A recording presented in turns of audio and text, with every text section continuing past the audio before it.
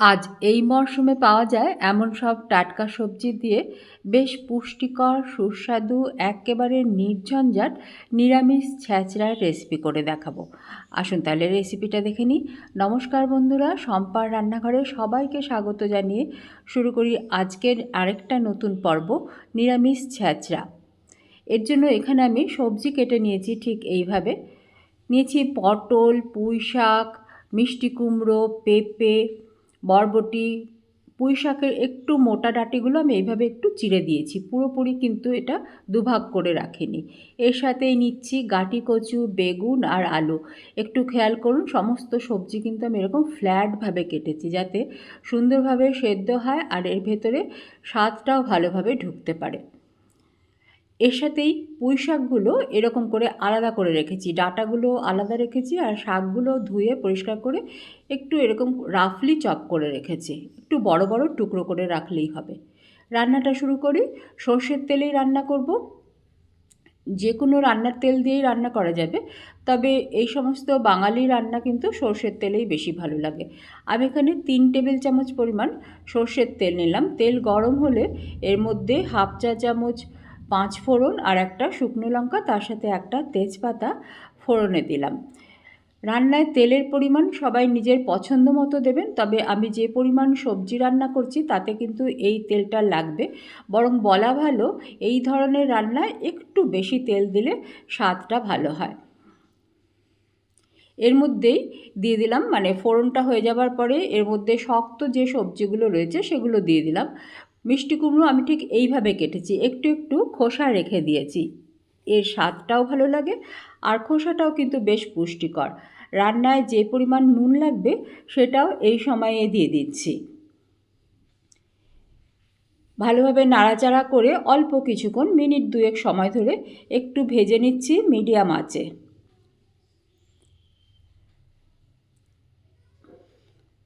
এগুলো মিনিট 2 সময় ধরে ভাজা হয়ে গেলে এর মধ্যে বাকি সবজিগুলো দেব। দেখুন ঠিক এইরকম হয়েছে। এবারে এর মধ্যে পুঁইয়ের ডাঁটা, পেঁপে, পটল, বেগুন, বরবটি সমস্ত সবজি দিয়ে দেব। রান্নায় যা নুন লাগবে সেটা আগেই দেওয়া হয়ে গেছে, আর নুন দেওয়ার প্রয়োজন নেই। এবারে এর মধ্যে দিয়ে দিচ্ছি হাফ টিস্পুন থেকে একটু বেশি দিচ্ছি হলুদের গুঁড়ো। ভালোভাবে মিশিয়ে আঁচটা মিডিয়ামে রেখে মিনিট 3 থেকে 4 সময় ধরে একটু ভেজে নিচ্ছি। একটু নাড়াচাড়া করে এটা ভেজে নেব। এখন ঢাকা দেওয়ার প্রয়োজন নেই, একটু ভাজা হলে রান্নায় স্বাদটা ভালো হবে। ছ্যাঁচড়াতে কিন্তু আমি আদার ব্যবহার করি না। একবার এইভাবে আদা ছাড়া রান্না করে দেখুন, আশা করি ভালো লাগবে। সবজি থেকেও জল বেরোবে আর সেগুলো সব শুকিয়ে গিয়ে একটু তেলটা যখন ছাড়তে শুরু করবে সেই সময়ে এর মধ্যে পুঁই শাকটা দিয়ে দিতে হবে। দেখুন ঠিক এই রকম হয়েছে, অনেকটা কিন্তু গুটিয়েও এসেছে। এবারে এর মধ্যে আগে থেকে পরিষ্কার করে ধুয়ে জল ঝরিয়ে রাখা আর বড় বড় টুকরো করে রাখা পুঁই শাকগুলো দিয়ে দিলাম। আঁচটাকে লো রেখে ঢাকা দিয়ে রাখবো কিছুক্ষণ, যাতে পুঁই শাক একটু মজে যায়, তাহলে রান্না করতে সুবিধে হবে। ঢাকা দিয়ে রেখে দিচ্ছি। 2-3 মিনিট আঁচ লো করে রাখলেই হবে। এবারে ঢাকাটা সরিয়ে একটু নাড়াচাড়া করে শাকটা এই সবজির সাথে মিশিয়ে দিতে হবে। পুঁই শাক থেকে বা সবজি থেকেও অনেকটা জল বেরোবে, তবে আরেকটু কিন্তু জল লাগবে যাতে সবজিগুলো বেশ ভালোভাবে সেদ্ধ হয়ে যায়। একটু খেয়াল করবেন, পেঁপেটা কিন্তু একটু পাতলা করে কাটবেন, তাহলে ভালোভাবে সেদ্ধ হবে, কারণ পেঁপে সেদ্ধ হতে অনেক সময় নেয়। হাফ কাপ পরিমাণ জল নিলাম। দেখুন পুরোটা কিন্তু দিলাম না, হাফ কাপের থেকেও একটু কম জল দিয়ে আঁচটাকে লো মিডিয়ামে রেখে ঢাকা দিয়ে 6 থেকে 7 মিনিট রান্না করব।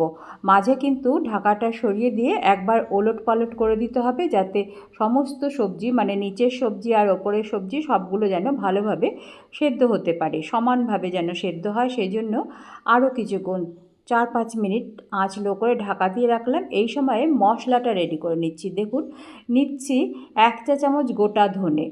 এই গোটা ধনের মধ্যে কিছুটা ভাঙা রয়েছে, কিছুটা গোটা রয়েছে। রোস্ট করার সময় সবগুলো সমানভাবে রোস্ট হবে না, তাই একটু ভেঙে নিতে হবে, গুঁড়ো করে নিতে হবে না, কিন্তু একটু ভেঙে নেব যাতে গোটা ধনেগুলো অর্ধেক হয়ে যায়। হালকাভাবে একটু এরপর দিয়ে নোড়াটা চালিয়ে দিলেই কিন্তু সুন্দরভাবে এটা ভেঙে যাবে। সবগুলো যেন আধ ভাঙা হয়ে যায় সেটা খেয়াল রাখতে হবে। কোনোটা গোটা কোনোটা ভাঙা থাকলে সমানভাবে রোস্ট হবে না। এই কায়দাটা কিন্তু আমি আগে জানতাম না, রিসেন্টলি শিখেছি। আর তারপর থেকে এটা করছি, তাতে ভাজা মশলার গন্ধ কিন্তু ভীষণ দারুণ আসছে। এই ধনের সাথেই দিয়ে দিলাম স্বাদ মতো শুকনো লঙ্কা। নিরামিষ রান্না বেশি ঝাল হলে ভালো লাগবে না, তাই এটা একটু লঙ্কাটা বুঝে দেবেন। কিছুক্ষণ সময় ধরে একটু নাড়াচাড়া করে রোস্ট করে নেব। তারপরে এর মধ্যে দিচ্ছি হাফ টিস্পুন গোটা মৌরি, আর এর সাথেই দেব হাফ টিস্পুন থেকে একটু বেশি দিচ্ছি গোটা জিরে। সমস্ত কিছু একসাথে মিশিয়ে নিয়ে এমনভাবে রোস্ট করতে হবে যাতে একটু রং ধরে, লালচে একটু রং ধরে আসে, সেই পর্যন্ত পুড়ে যেন না যায়, আবার কাঁচা কাঁচাও যেন না থাকে, সেরকমভাবে রোস্ট করে নেব। দেখুন মশলাগুলো ফুটতে শুরু করেছে, আর কিন্তু একে আঁচে রাখা যাবে না। এবারে আঁচটা বন্ধ করে দেবো, নিয়ে এই গরম কড়াইয়ের মধ্যেই আরও মিনিট 3 সময় ধরে একটু নাড়াচাড়া করে নেব যাতে মশলাগুলোতে সঠিক রঙটা ধরে যায় আর মশলাগুলো সুন্দরভাবে রোস্ট হয়ে যায়।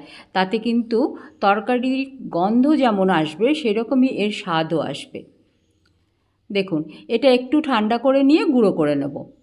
এতক্ষণে এই সবজিগুলো সুন্দরভাবে সেদ্ধ হয়ে গেছে, আর মনে হচ্ছে ঢাকা দেওয়ার দরকার নেই। একটু দেখে নেবেন সবজিগুলো ভালোভাবে সেদ্ধ হয়েছে কি না। এটা যখন সুন্দরভাবে নরম হয়ে গেছে তখন আঁচটা একটু বাড়িয়ে এর মধ্যে যে অবশিষ্ট জলটা রয়েছে সেটা শুকিয়ে নিতে হবে।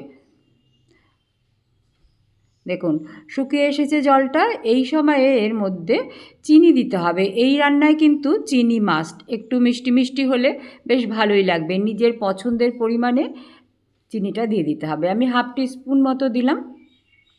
আর এবারে এর মধ্যে দিয়ে দেব আগে থেকে রোস্ট করে গুঁড়ো করে রাখা মশলাটা। 1 চা চামচ থেকে একটু বেশি দিলাম, পুরোটাই লাগবে। আমি যতটা মশলা বানালাম ততটাই লাগবে। তবে আগে একটু মিশিয়ে নিচ্ছি, বুঝে নিতে হবে। একবারে বেশি হয়ে গেলে কিন্তু ভালো লাগবে না, একটু বুঝে মশলাটা দিতে হবে। এটা ভালোভাবে মেশানো হয়ে গেছে, আর একটু মশলা লাগবে, মানে পুরো মশলাটাই যতটা আমি বানিয়েছি তার সম্পূর্ণটাই আমি এর মধ্যে দিয়ে দিলাম।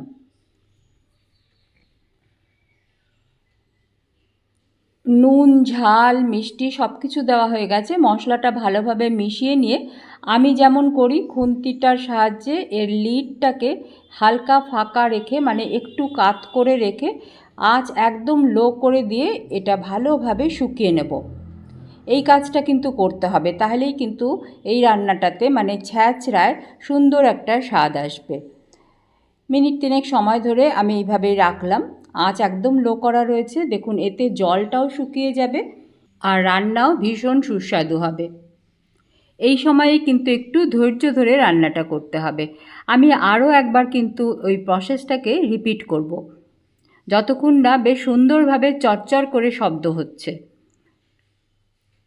একটু নাড়াচাড়া করে দিচ্ছি, কড়াইয়ে যেগুলো ধরে গেছে সেগুলোও ছাড়িয়ে নিচ্ছি, নিয়ে আবারও খুন্তির সাহায্যে ঠিক ওইভাবেই কিছুক্ষণ রান্না করব, মিনিট 2 সময় ধরে। ঠিক এই রকম যখন চরচর করে শব্দ হচ্ছে তখন বুঝতে হবে রান্নাটা কমপ্লিট। দেখুন কেমন সুন্দর দেখতে হয়েছে। এটা ভাতের পাতেই খাওয়ার তরকারি, তবে রুটি পরোটার সাথেও কিন্তু খেতে বেশ ভালো লাগে। ডালের সাথে সাইড ডিশ হিসেবে পরিবেশন করা যায়, সবসময় ভাজা ভুজি এসব না দিয়ে। এগুলো ভালোভাবে ছাড়িয়ে নিচ্ছি। আমাদের রান্না কমপ্লিট। এবারে আঁচ বন্ধ করে দেবো, নিয়ে ঢাকা দিয়ে কিছুক্ষণ অপেক্ষা করব, তারপরে পরিবেশন করে দেখাচ্ছি আজকের রান্না দেখতে ঠিক কেমন হয়েছে। যারা আমার চ্যানেলে আজ নতুন তাদের জানিয়ে রাখি, আমার চ্যানেল সাবস্ক্রাইব করলে এই ধরনেরই সহজ ঘরোয়া স্বাস্থ্যকর রান্নাগুলো দেখতে পাবেন। দেখতে আগ্রহী বন্ধুরা চ্যানেল সাবস্ক্রাইব করে সঙ্গে থাকুন। আজকের রেসিপি কেমন লাগলো আমাকে কমেন্ট সেকশানে লিখে জানাতে ভুলবেন না। সবাইকে ভালো থাকার অনেক শুভেচ্ছা, সঙ্গে থাকার জন্য অনেক অনেক ধন্যবাদ জানিয়ে আজকের ভিডিও শেষ করছি। ফিরে আসবো আবারও খুব তাড়াতাড়ি অন্য কোনো সহজ ঘরোয়া রেসিপির সাথে।